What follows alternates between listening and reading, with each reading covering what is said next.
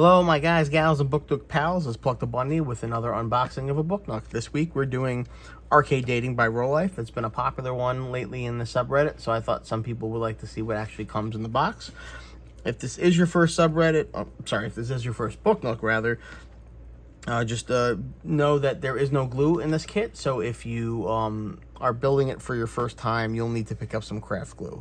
If you're not sure what kind of craft glue to get, if you go on the sidebar of the Book Nook subreddit, there's a handy tool guide which has lots of useful tools and accessories that are helpful in the building of book nooks, including different glues. I will put the link below in the description of the video. Also, it's nice to know that this does come with a dust-proof sheet or the dust jacket. That way you don't have to cut any Lexan. Looking on the back, 2 AA batteries are required, 3.5 out of 5 stars, so medium difficulty. And they do use the mixed materials of plywood, MDF, and paper, which you all know I'm a fan of because it gives the kits a dimensionality that you don't get otherwise. Opening the box up, let's take a look at what we have inside. I'm already seeing some things I like, but we'll get back to that in a second. Let's see what else comes in the kit. Safety instructions. They have LEDs and batteries in this kit, so they're gonna include that, but I'm gonna get rid of it because I'm an adult and I'm not gonna electrocute myself with a AAA battery. This is a nice quality of life thing that Rolife has been doing. They give you a primer, basically explaining what the different icons mean in the kits. Whether or not using a glue dot, if it's the front or back, if it's something you should sand, if it's something you should smooth. And what I like about this is usually in instruction manuals it's printed on the front page. When you have it on a separate sheet like this, you don't have to keep flipping back and forth in your instruction manual. It's a little thing, but I personally appreciate it. Instruction manual, they always go with the lengthwise instruction manual instead of the tall ones. As usual, it's a mix of color and black and white. A lot of people had the observation when doing the Space-Time Museum that there wasn't always a good indication in the tone shear instructions on which is the front, which is the back, and I think Rolife, through their selective use of color, does a very good job with that. Another thing I want to point out that Rolife does, and I noticed this with the Alice kit, if anyone's done one of the mini city kits or any library kit where you're making, upwards of 100, 200 books, it can get very tedious. And what I like about Rolife's new technique is they will have you take a series of slabs, mount them together with a support, and then you wrap the wrapper of the books around the whole thing, thereby making a stack of books in one move without having to label the individual books just for them to never get seen. So that's our basic instruction manual. Nothing crazy. One thing about Rolife, though, is they have very detailed visuals, but no text explanations. So while tone shear might not have as much in the way of detailed diagrams showing front and back, they do have a lot more text-based instructions that you're not going to see in a Rolife instruction manual. So let's open up our stack and see what we have in here. I can already see we have multiple different materials, which we read about in the back. We have our MDF and our plywood.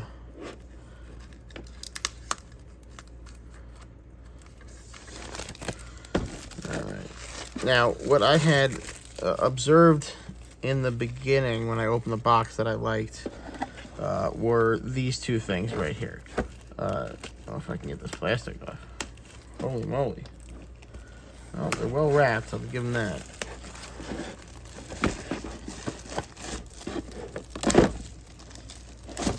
Compelling video, guys, I know. But the two things I was talking about right here were these two things. So while glue is required for these kits, one nice thing that a lot of manufacturers have been doing now is the use of double-sided tape to supplement their the gluing necessity. So you can see both glue dots and these double-sided glue strip tapes, which I'm a big fan of. I think they cut down on the mess. They help with the build, and they're a very nice adaptive solution to a not problem, but complication that can arise. We have our mirror, so we're going to have an infinity effect. We have our ample 1 inch by 1 inch square of sandpaper, which we'll throw away as usual.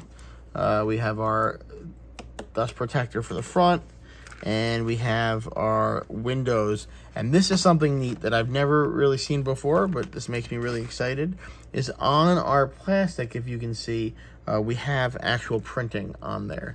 So that's cool that the windows are going to have graphics on them. We have our decal sheet. Again, nice details on these decals. And these two are actually just straight photographs. So that's going to add an interesting realism. I don't know if it's really going to feel real in a clearly fake environment, but that's definitely going to give it a different look than I've seen before. Now we get into our paper. Interestingly enough, these paper stocks are different thicknesses.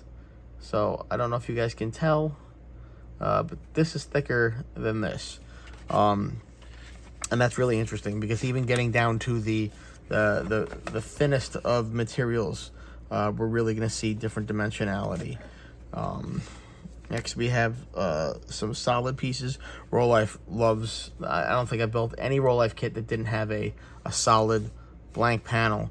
But even though the pieces on the thin panels tend to pop themselves out, Rolife does an awesome job printing the part numbers on the pieces themselves, so you don't ever have to worry about that. And again, we have different thicknesses. We have a relatively thin brown piece, and then this black piece, which is even thinner. It does look like it's stained. Some delicate scroll work on these pieces, so just be very careful when you're popping these out.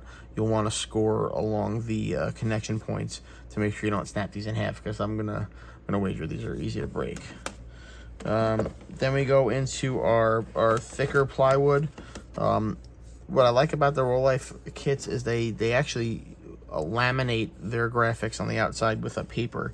They're not necessarily printed ink onto the wood. It's a laminate. A lot of people don't like the smell when they open up some of these kits, and you don't have that so much here because there's not too much of that ink.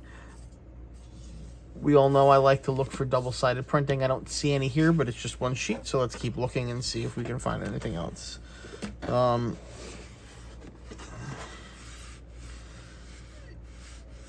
Correct-ish English. I like this minimalist outside, very similar to the Romantic Venice one that just came out.